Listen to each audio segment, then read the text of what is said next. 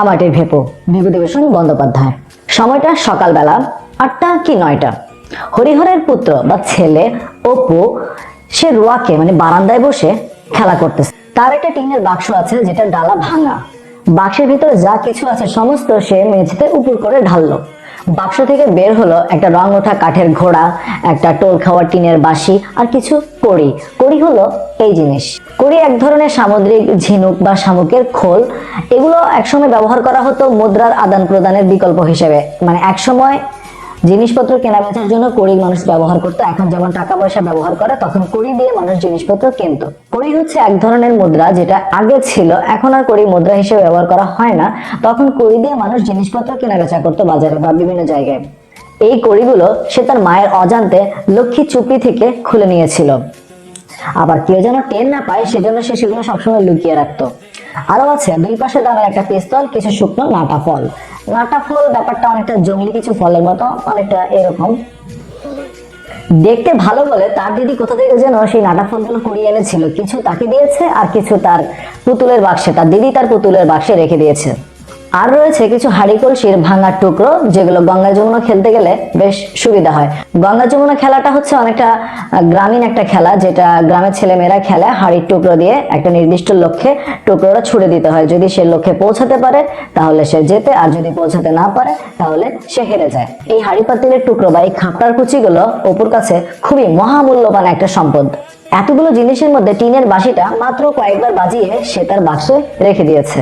কাঠের ঘোড়া নাড়াচাড়া করা হয়ে গেছে, সেটাও একপাশে পিঁজরাপোলের আসামির মতো পড়ে আছে। পিঁজরাপোলের আসামি হলো খাঁচায় পড়ে থাকা অবহেলিত আসামি। এই মুহূর্তে সে গঙ্গা যমুনা খেলার যে খাপড়াগুলো, যে হাড়ি কলসির টুকরোগুলো, সেগুলো নিয়ে সে মনে মনে ঘরে কে টার্গেট প্র্যাকটিস করতেছে উঠানে বা বারান্দায়। এমন সময় তার দিদি উঠানের কাঁঠালতলা থেকে ডাকলো, অপু অপু। সে এতক্ষণ বাড়ি ছিল না, কোথা থেকে যেন আসলো। তার কণ্ঠে সতর্কতার সুর। মানুষের গলার শব্দ শুনতে পেয়ে অপু তাড়াতাড়ি করে তার যে লক্ষ্মী চৌকির কড়িগুলো সেগুলো সে লুকিয়ে ফেললো। পরে বলল, কি রে দিদি? দুর্গা হাত মেরে ডাকলো, এদিকে আয় শোন। দুর্গার বয়স 10 কি 11। তার গড়ন হালকা পাতলা, রং অপুর মতো অতটা ফর্সা না, কিছুটা চাপা। হাতে কাছের চুড়ি, পরনে ময়লা কাপড়, চুলগুলো রুক্ষ, বাতাসে ওড়ে। মুখের গড়ন বন্ধ না, অপুর মতো চোখগুলি বেশ ডাগর ডাগর।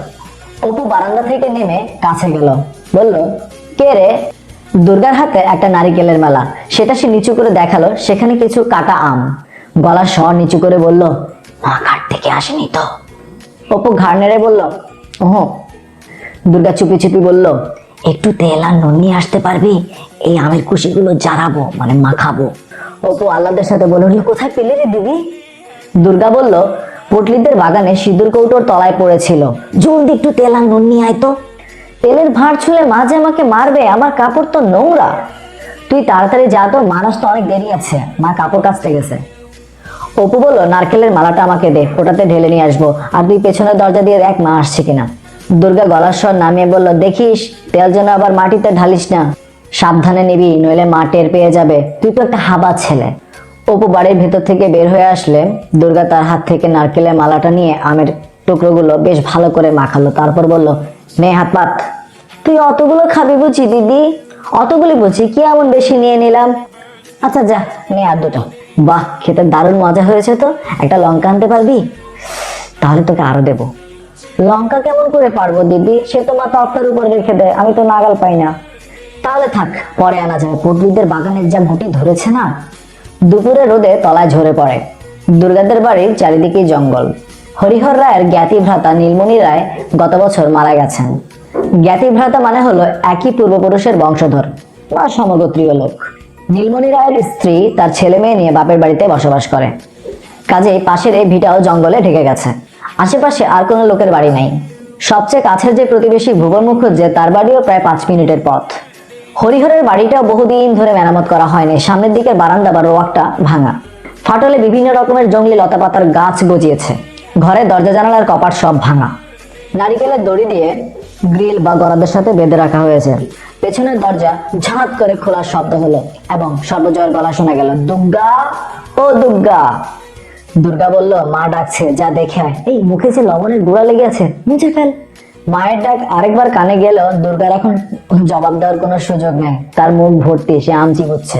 সে তাড়াতাড়ি আমের টুকরোগুলো খেতে লাগলো। পরে আরো অনেকখানি বাকি আছে দেখে উঠোনের কাঁঠাল তলায় গিয়ে ইচ্ছে মতো গিলতে লাগলো।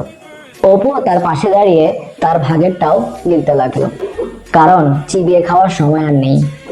খেতে খেতে সে তার দিদির দিকে তাকিয়ে চোরা হাসি দিল।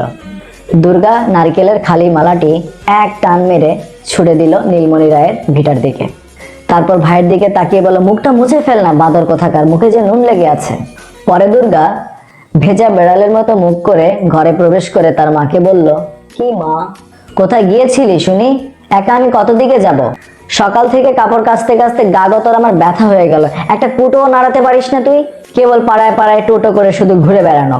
অপু এসে বলল, মা খিদে পেয়েছে। থামো থামো, একটুখানি দাঁড়াও বাপু, আমাকে একটু বিশ্রাম নিতে দাও। তোমাদের রাত দিন কেবল খিদে আর ফাই ফরমাস। ও দুর্গা, দেখতো বাছুরটা চেঁচাচ্ছে কেন? কিছুক্ষণ পর সর্বজয়া রান্নাঘরে বসে শশা কাটতে লাগলো। অপু কাছে বসে বলল, আর একটু আটা বের করো না মা, মুখে বড্ড লাগে। দুর্গা নিজের ভাগ হাত পেতে নিয়ে কাচুমাচু সরে বলল, আর চাল ভাজা নেই মা? অপু খেতে খেতে বলল, চিবোনো যায় না, আম খেয়ে দাঁত টকে। দুর্গা ওর দিকে ভ্রু কুচকে চোখ টিপ দিতে ওর কথা বন্ধ হয়ে গেল। তার মা জিজ্ঞেস করলো, আম কোথায় পেলি? সত্যি কথা বেরিয়ে যাচ্ছে দেখে সে তার দিদির দিকে অসহায়ের মতো তাকিয়ে রইল। সর্বজয়া মেয়ের দিকে তাকিয়ে বলল, তুই আবার এখন বেরিয়েছিলি বুঝি? দুর্গা বিপন্ন মুখে বলে, তুমি ওকে জিজ্ঞেস করো না, আমি যখন তুমি ডাকলে, আমি এই তো এখন ওই কাঁঠাল তলায় দাঁড়িয়ে, তুমি যখন ডাকলে। স্বর্ণ গোয়ালিনী গাভীর দুধ দোয়াতে আসায় কথাটা চাপা পড়ে গেল। তার মা বলল, যা বাছুরটা ধরগে যা। ডেকে ডেকে অস্থির হয়ে গেল বাছুরটা। ও স্বর্ণ, বাছুরটা কচি, এত দেরি করে এলে কি চলে? একটু সকাল সকাল না এলে এই এত বেলা পর্যন্ত বাছুরটা বাঁধা। দিদির পেছন পেছন অপু ওর দুধ দোয়া দেখতে গেল। সে উঠোনের বাইরে যেতে দুর্গা তার পিঠে ধুম করে একটা কিল বসিয়ে দিল। লক্ষ্মী ছাড়া বাঁদর। পরে মুখ ভ্যাংচে বলল, আম খেয়ে দাঁত টকে গিয়েছে, আবার কখনো আম আনলে দেবো তোমাকে, ভালো করে খেয়েও তুমি। বিকেলেই পটলিদের বাগানের আম এনে আমি কেটে আবার জারাবো, তুমি খেয়েও, দেবো তোমাকে, ছাই দেবো। হাওয়া কথা কেন, একটু যদি বুদ্ধি থাকতো। দুপুরের কিছুক্ষণ পর হরিহর অর্থাৎ অপু দুর্গার বাবা বাড়ি ফিরলেন। তিনি আজকাল গ্রামের অন্নদারায়ের বাড়িতে গোমস্তার কাজ করেন। গোমস্তা হলো জমিদার বা মহাজনের পাওনা আদায়কারী। তো তিনি জিজ্ঞাসা করলেন, অপু কোথায়, দেখছি না যে? তার স্ত্রী সর্বজয়া বললেন, অপু তো ঘুমাচ্ছে। আর দুর্গা বুঝি? সেই যে খেয়ে বের হয়েছে, সে আবার বাড়ি থাকে কখন? ওর শুধু খাওয়ার সাথে একটু সম্পর্ক, আবার খিদে পেলে তখন আসবে। এই চৈত্রের রোদে কার আমতলায় জামতলায় ঘুরে বেড়াচ্ছে কে জানে। আবার দেখো না, জ্বরে পড়লো বলে। অত বড় মেয়ে, কত আর বোঝাবো? সে কি আমার কথা শোনে না কানে নেয়? একটু পর হরিহর বলল, আজ 10 ঘরায় গিয়েছিলাম পাওনার কাজে, বুঝলে? একজন লোক মাতবর টাইপের, তার বাড়িতে 5-6টা গোলা। গোলা হলো ধান চাল রাখার গোদাম। বেশ পয়সাওয়ালা লোক। আমাকে দেখে দণ্ডবত করে বলল, দণ্ডবত হলো এই জিনিস, দণ্ডবত করা মানে মাটিতে সেজদার ভঙ্গিতে প্রণাম করা। তো তিনি দণ্ডবত করে বললেন, দাদা ঠাকুর, আমায় চিনতে পেরেছেন? আমি বললাম, না বাবু। সে বলল, আপনার কর্তা থাকতে পুজোর কাজে প্রায় এখানে আসতেন, পায়ের ধুলো দিতেন। আপনারা আমাদের গুরুতুল্য লোক। এবার আমরা বাড়ির সবাই মিলে মন্ত্র নেব ভাবছি। তা আপনি যদি রাজি হতেন তাহলে ভরসা করে বলি যে এবার মন্ত্রটা আপনি দিন না। তা আমি বললাম, আজ আর কথা বলবো না, 2-1 দিন পরে জানাবো। সর্বজয়া ডালের বাটি হাতে দাঁড়িয়েছিল, বাটি মেঝেতে নামিয়ে রেখে বসে পড়লো। বলল, হ্যাঁ গো, তা দিয়ে দাও না মন্ত্র পড়ে। কি জাত? হরিহর গলার স্বর নামিয়ে বলল, বলো না কাউকে, সৎগোপ। তোমার তো আবার গল্প করে বেড়ানো স্বভাব। সৎগোপ হলো ভারতের হিন্দুদের একটা ছোট উপজাতি। তখনকার আমলে তাদেরকে একটু ছোট জাত বলে ধরে নেওয়া হতো। আমি আবার কাকে বলতে যাব? আচ্ছা, সৎগোপ হোক আর যাই হোক, দিয়ে দাও মন্ত্র পড়ে। কি যে কষ্টে দিন যাচ্ছে, ওই রায়বাড়ির 8টি টাকা, তাও আবার 2-3 মাস পর পর দেয়। আর এদিকে অনেক টাকা পয়সা ঋণ হয়ে গেছে। কাল ঘাট থেকে আসার পথে সেজ ঠাকুরন বললেন, বৌমা, আমি কোনো কিছু বন্ধক না রেখে কাউকে টাকা দিই না, তবুও তুমি বলেছো বলে দিলাম। আজ 5 মাস হয়ে গেল, টাকাটা কিন্তু আমি আর রাখতে পারবো না। এদিকে রাধা বষ্টমের বউ তো ছিঁড়ে খাচ্ছে, দুবেলা টাকার জন্য ঘ্যান ঘ্যান শুরু করেছে। ছেলেটার একটা ভালো কাপড় নেই, 2-3 জায়গায় সেলাই। এই ছেঁড়া কাপড় পরেই বাচ্চা আমার হাসি মুখে নেচে নেচে বেড়ায়। মাঝে মাঝে ইচ্ছে হয় যেদিকে 2 চোখ যায় চলে যাই। হরিহর বলল, আরেকটা কথা ওরা বলেছিল, বুঝলে? বলেছিল, গ্রামে তো বামুন নেই। বামুন বা ব্রাহ্মণ হলো হিন্দুদের পুরোহিত টাইপের লোক, যারা ধর্মীয় কাজকর্মগুলো করে থাকেন। আপনি যদি এই গ্রামে উঠে আসেন তাহলে আমরা আপনাকে থাকার মতো জায়গা জমি সব দিয়ে দেব। গ্রামে এক ঘর বামুন রাখার আমাদের অনেক দিনের ইচ্ছে। তো হরিহর বললেন, ওদের তো আর পয়সার অভাব নেই, আজকাল চাষাদের ঘরেই সব ধন সম্পদ, ভদ্রলোকেদের হয়েছে যত জ্বালা।